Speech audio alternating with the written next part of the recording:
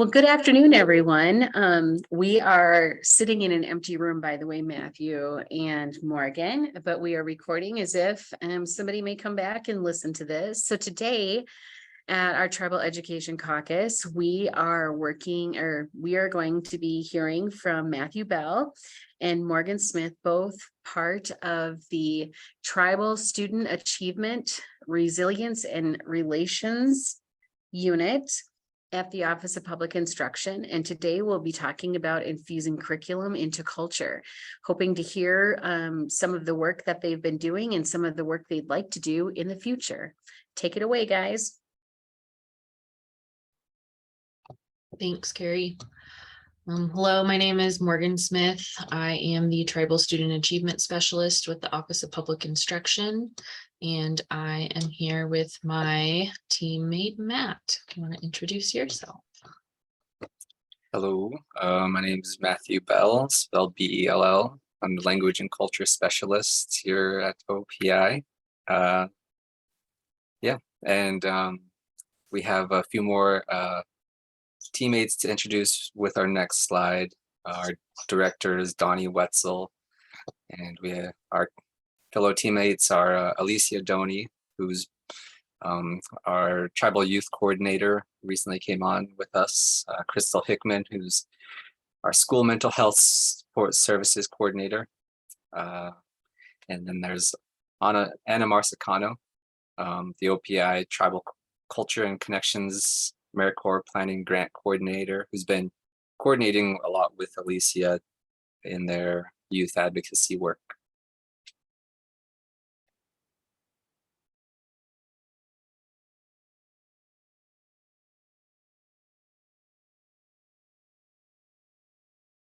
Go ahead, Morgan.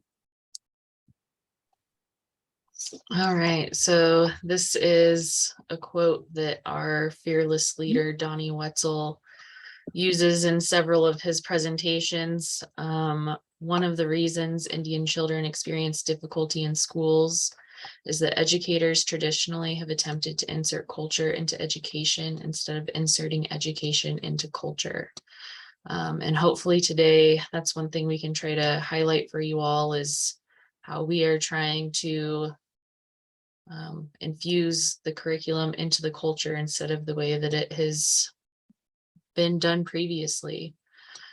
So with that, we'll jump into the next slide here. So kind of our goal today with the things that we are going to be sharing is just to highlight a lot of the work that our different team members across our unit and also across our Indian Education Department have been working on, and also some things that we have coming up in the future. So we wanted to start out with this because this is kind of the intentions that we like to make sure we have as we are approaching a lot of our work. We really try to make sure that the work that we are doing is grounded in the tribal mindset instead of the Western values, really making sure that we are focusing on the whole child and really working on building up those positive relationships within the communities, and making sure that students understand that just getting an A isn't necessarily going to help them build a strong identity, but we're really wanting to make sure that we're teaching them skills that'll also just help them be a good person and a good relative, and just make sure that anytime we approach any kind of professional development that we're doing with educators, we really like to start out with this to make sure that people understand the mindset that we're coming from and understand the intentions that we're trying to do with this work. We can go ahead to the next one. So previously, our department has had a tribal wraparound program, and we no longer currently have that program, but we still try to incorporate a lot of those different methods and strategies into the work that we do. And one thing that came out of that work was this Indigenous School Climate Potential Framework. And this image that you see here is typically used in education settings as sometimes it's referred to as the response to intervention pyramid, or the multi-tiered systems of support. So we took this is modeled after the multi-tiered systems of support. But what they did here was try to focus, instead of, a lot of times this is used to identify students that need extra academic supports. And instead of looking at this from an academic perspective, they looked at it from, what does this look like culturally? So if you think about tier 1, that green base at the bottom, that is the general school population. So these are the supports that we want to have in place for all of the students in our schools, and that are just going to be kind of universal. So I'm going to start at the bottom of the slide here, and then work our way up.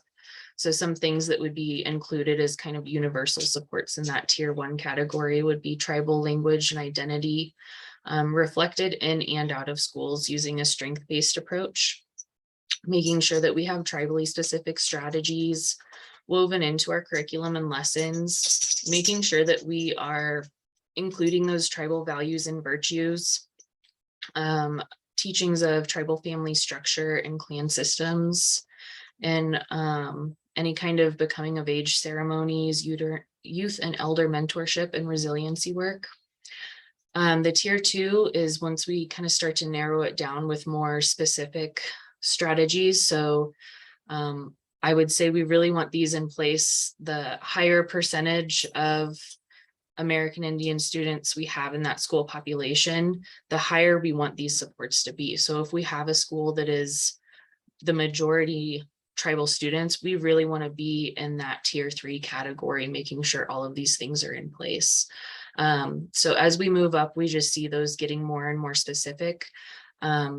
Really the focus just being trying to bring in those elder supports, bringing in smudge, making sure we have those wraparound services, and also making sure we're including those traditional cultural values within that, and our Indigenous ways of knowing into the curriculum.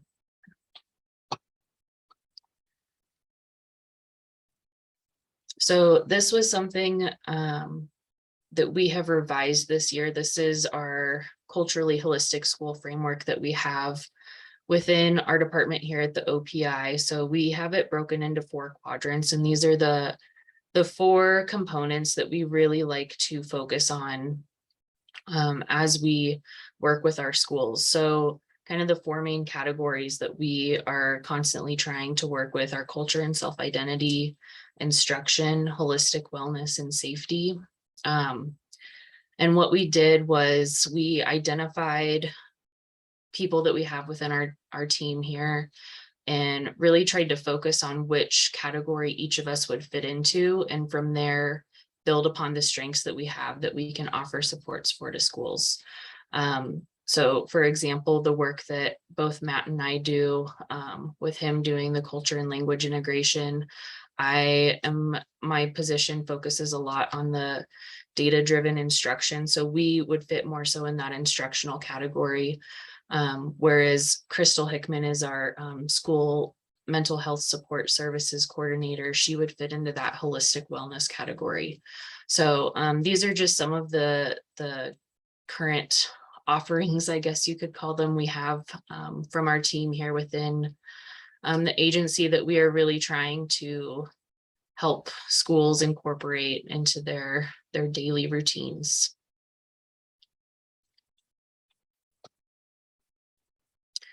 This is also a product of the wraparound supports that I mentioned earlier. And this is just another model that we really use as we move through our work, really just making sure that we have our youth and families at the center of everything that we do. And everything that we do is to help lift them up, and making sure that we are approaching it from that strength-based, family-driven perspective.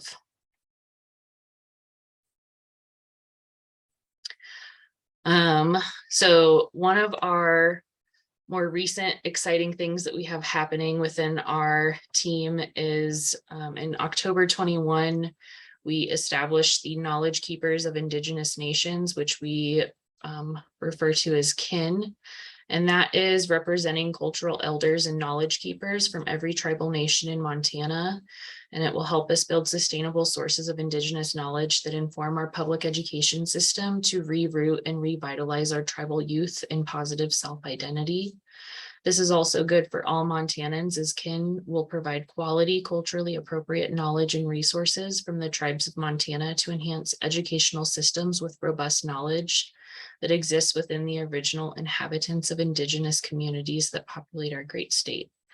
So this group is comprised of representatives from all the tribes of Montana, as well as urban areas, and they meet about once a month. Sometimes it's every couple of months.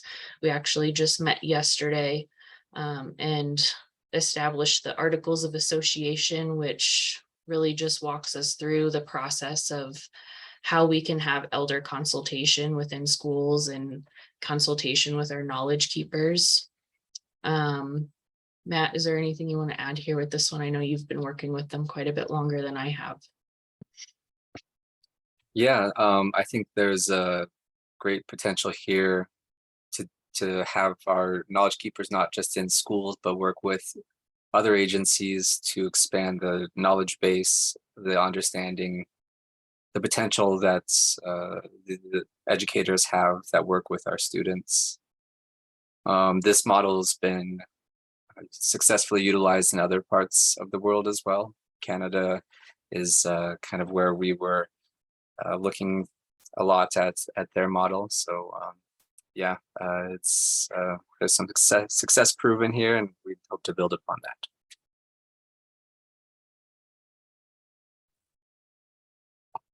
Thank you.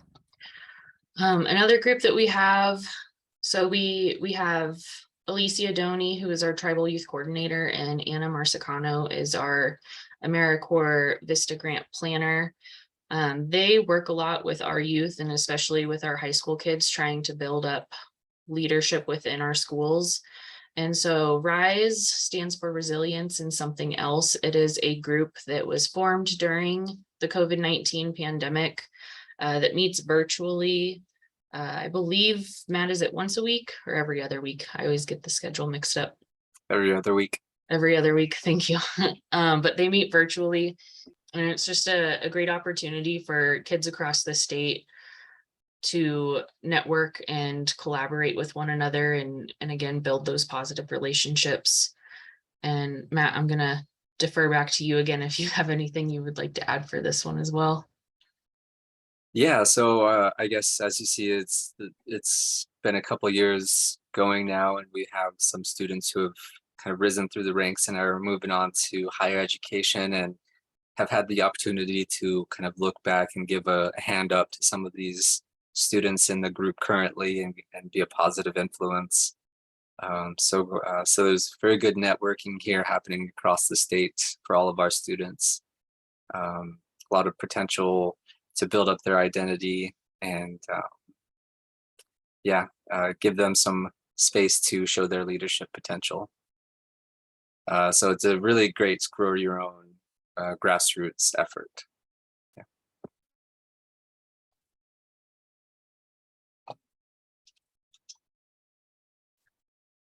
And then one of the last positions we're going to talk about within our department here, before I hand it back to Matt, is the school mental health supports.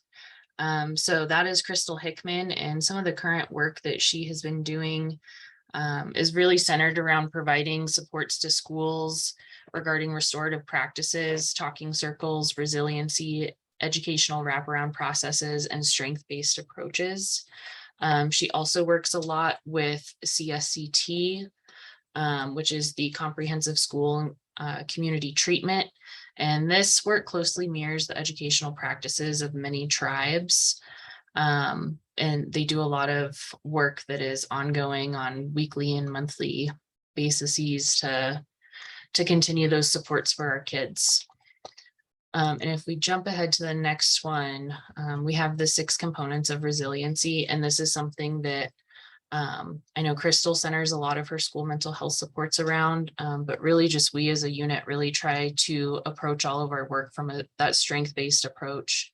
and really try to focus on the resiliency that our kids have and really how we can build upon that. So the 6 components of resiliency, the first one is get connected. And through this, we are allowing them to build strong, positive relationships with loved ones and friends that can help you when you might need support. The next one is make every day meaningful. And just by that, it's doing something every day that makes you feel some sort of sense of accomplishment, and helps you look to the future with meaning. Learn from experience is just learning how you have coped with hardships in the past and thinking about what has helped you get through difficult times as you move forward. Remain hopeful, knowing that you cannot change the past, but you can always look ahead to the future. Taking care of yourself, making sure that you are meeting your own needs and doing things that are important to you. And lastly, being proactive and making sure that you are not ignoring your problems and making sure we know what needs to be done and make a plan to take action.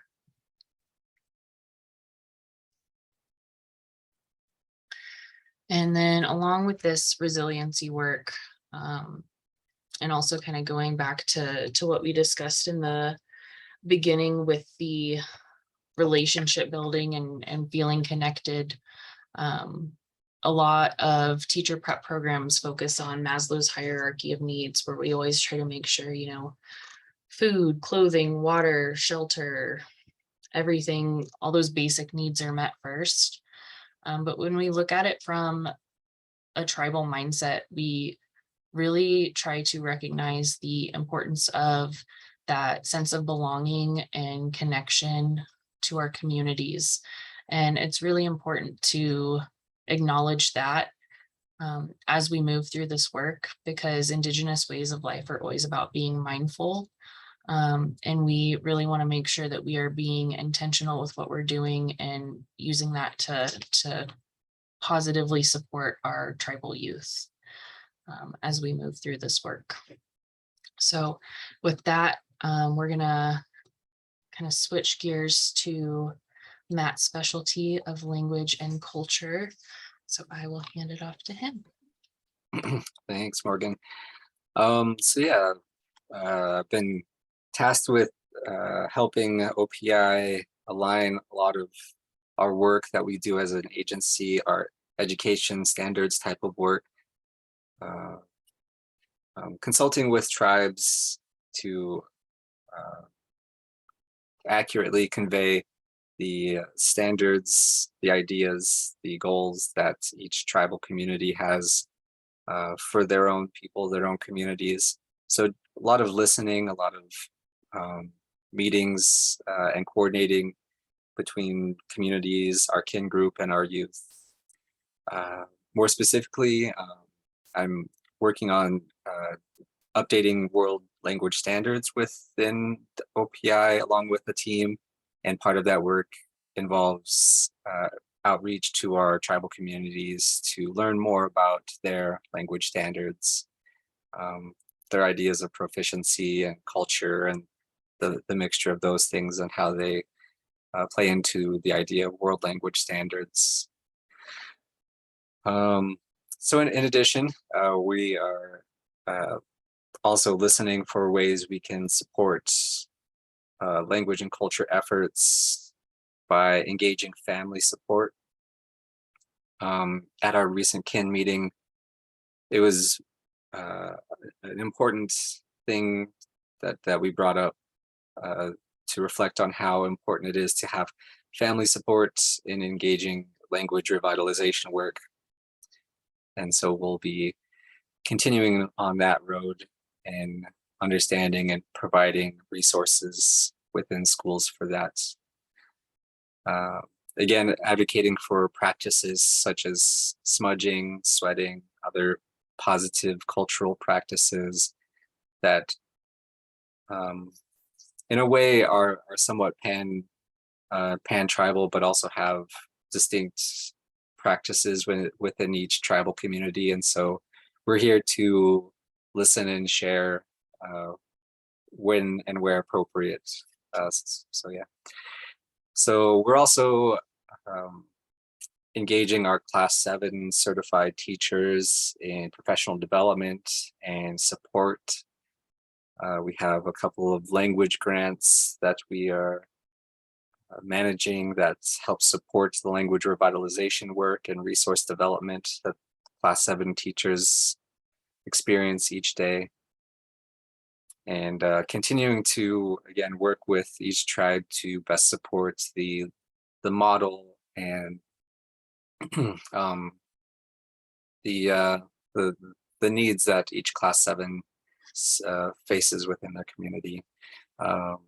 These needs are often very different when discussing small communities versus urban communities. So we're doing our best to coordinate all of those efforts. Go ahead. So yeah, just a little bit more language about the consultation idea. We are doing our best to work with tribal leaders within their schools, within their culture committees, to emphasize their needs and listen and share the appropriate resources that they have, and then partner with them to produce more material for our learners and really dig in and help where we can with these language revitalization efforts. So in the past year, we've kind of expanded a little bit of our capacity with the Indian language immersion program.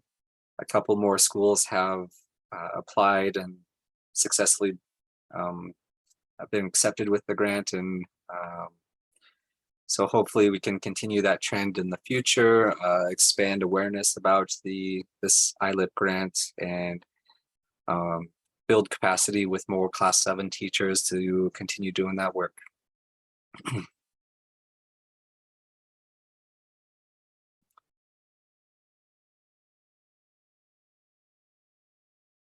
And while you get this pulled up, I will just give a little preface on this video. One of our big professional developments that Indian education has offered in recent months was our boarding school webinar series, From History to Healing, that was put on by Jennifer Statham. And I'll leave it up to you guys that are in the audience there if you would like to play it and record it and listen to it or not.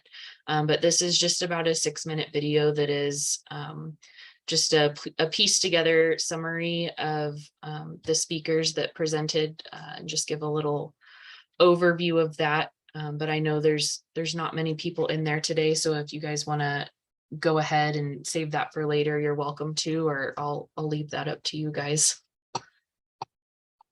I think we are going to save it for later, just because we've watched it individually already, but I'm glad that it's there. So when people come back, they can click on it themselves and listen, take a listen.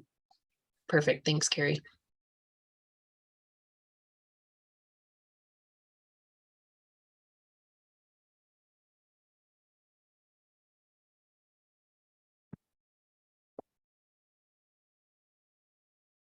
So a few of the upcoming in-person events, we have a Tribal Youth Summit that is coinciding with the Tribal Leaders Summit happening in Billings, April 4th through 6th. We also have our Indian Education for All Best Practices Conference happening in person March 17th through 18th in Helena. In addition, we have a virtual conference that's kind of a follow-up to that, happening April 22nd, that will feature language and culture speakers and curriculum development, professional development type of sessions. We're assisting with some of the logistics, the planning for the Salish Kootenai College Early Childhood Education Summit happening in June 13th through 15th. And then after that, we also have our Montana Office of Public Instruction Summer Institute. And I forget the exact dates of those, but we also have 19th through 23rd. 19th, 23rd. A lot of professional development in the way of language and culture engagement happening there as well.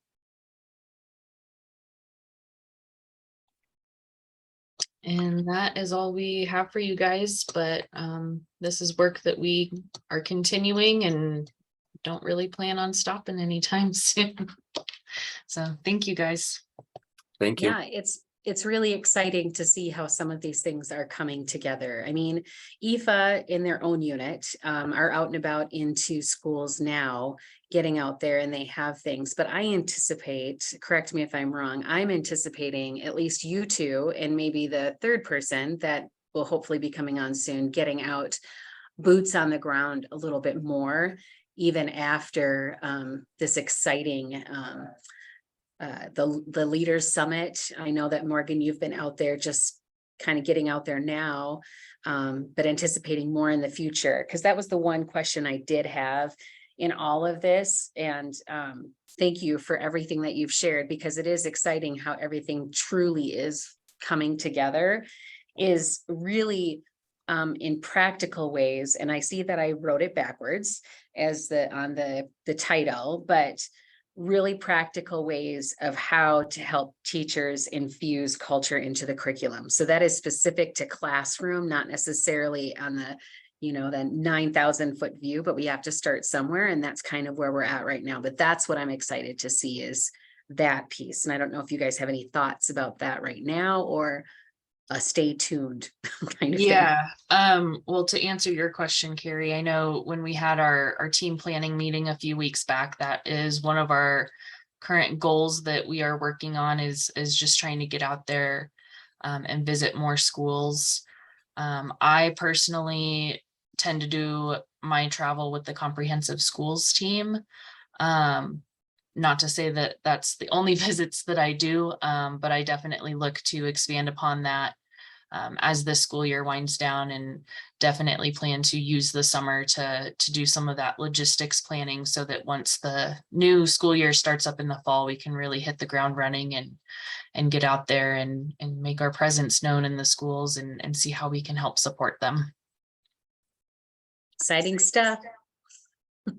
Yeah, I'll just echo that sentiment. I'm really excited about partnering with the comprehensive school specialists and kind of emphasizing our tribal relations title, and kind of breaking down some of these doors that have remained somewhat up with regard to our Indigenous youth in public education.